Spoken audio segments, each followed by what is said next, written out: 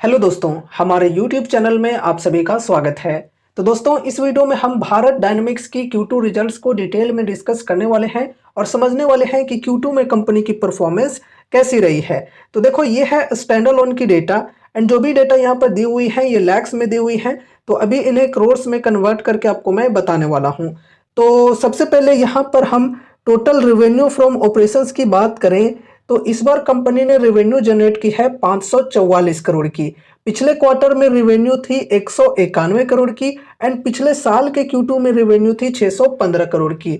तो year on year basis पे जो रेवेन्यू है कंपनी की ये घटी है, लेकिन क्वार्टर ऑन क्वार्टर बेसिस पे देखा जाए तो काफी जबरदस्त ग्रोथ हुई है। 191 करोड़ से बढ़कर 544 करोड़ पर पहुंच चुकी है क्वार्टर ऑन क्वार्टर बेसिस पे। अब देखो, total revenue from operations and other income, इन दोनों को जोड़ दिया जाए तो हो जाता है टोटल इनकम। टोटल इनकम इस बार हुई है 630 करोड़ की। पिछले क्वार्टर में 271 करोड़ की इनकम थी एंड पिछले साल के Q2 में 694 करोड़ की टोटल इनकम थी। तो यहाँ पर भी ईयर ऑन ईयर बेसिस पे गिरावट हुई है, क्वार्टर ऑन क्वार्टर बेसिस पे काफी अच्छी ग्रोथ हुई है। अब एक्सपेंसेज को डिस्कस करेंगे तो टोटल एक्सपेंसेज इस बार जो एक्सपेंसेज हुए हैं वो हुए हैं 464 करोड़ के अप्रोक्स। पिछले क्वार्टर में 260 करोड़ की एक्सपेंसेस थी एंड पिछले साल के Q2 में 499 करोड़ की एक्सपेंसेस थी। तो यहाँ पर जैसा कि अभी हमने देखा कि ईयर ऑन ईयर बेसिस पे इनकम घटी है तो खर्चे भी घटते हुए देखने को मिल रहे हैं। अब देखो, क्वार्टर ऑन क्वार्टर बेसिस पे इनकम बढ़ी है बढ़िया तरीके से, तो उसी प्रकार से जो खर्चे हैं वो भी बढ़े हैं क्वार्टर ऑन क्वार्टर बेसिस पे। अब यहाँ पर हम नेट प्रॉफिट को डिस्कस करेंगे।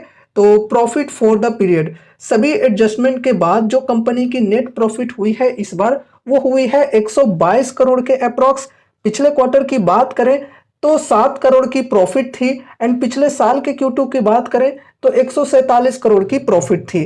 तो यहाँ पर भी ईयर ऑन ईयर बेसिस पे डिक्लाइन हुई है, लेकिन क्वार्टर ऑन क्वार्टर बेसिस पे देखा जाए तो बहुत ही शानदार ग्रोथ हुई है। 7 करोड़ से प्रॉफिट जो है ये बढ़कर 122 करोड़ पर पहुंच चुकी है। अब यहाँ पर हम ईपीएस को डिस्कस करते हैं। तो ईपीएस के अंदर इस बार की ईपीएस रही है 3.34 की। पिछले क्वार्टर में 0.2 रुपए की ईपीएस थी एंड पिछले साल के Q2 में 4.01 रुपए की ईपीएस थी।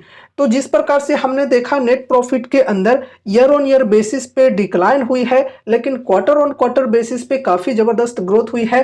तो उसी प्रकार से ईपीएस भी हमें देखने को मिल रही है। ईयर ऑन ईयर बेसिस पे डिक्लाइन हुई है, लेकिन क्वार्टर ऑन क्वार्टर बेसिस पे शानदार ग्रोथ हुई है ईपीएस के अंदर भी। ठीक है, ओवरऑल रिजल्ट्स की बात की जाए तो रिजल्ट्स हमें मिक्स टाइप से देखने को मिल रहे हैं।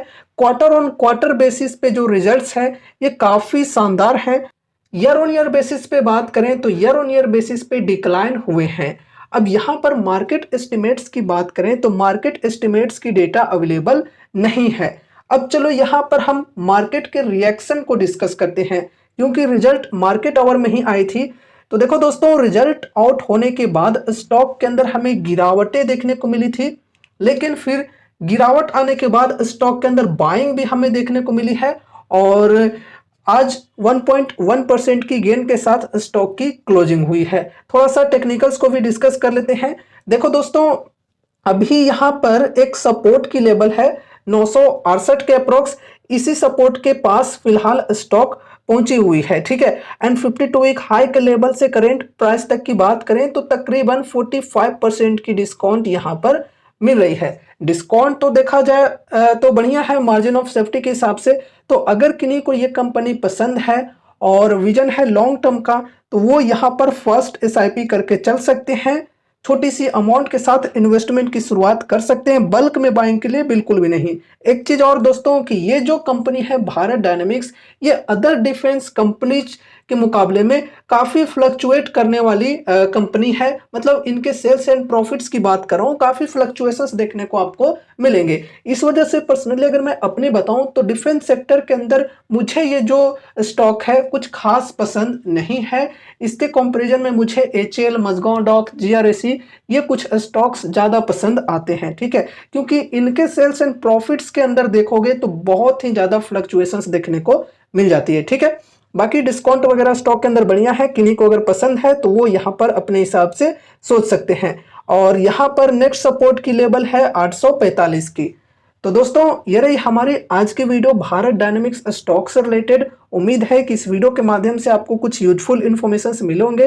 तो वीडियो को लाइक करके चैनल को सब्सक्राइब कर देना और मिलते हैं अगले नए वीडियोज के साथ। तब तक के लिए बाय बाय।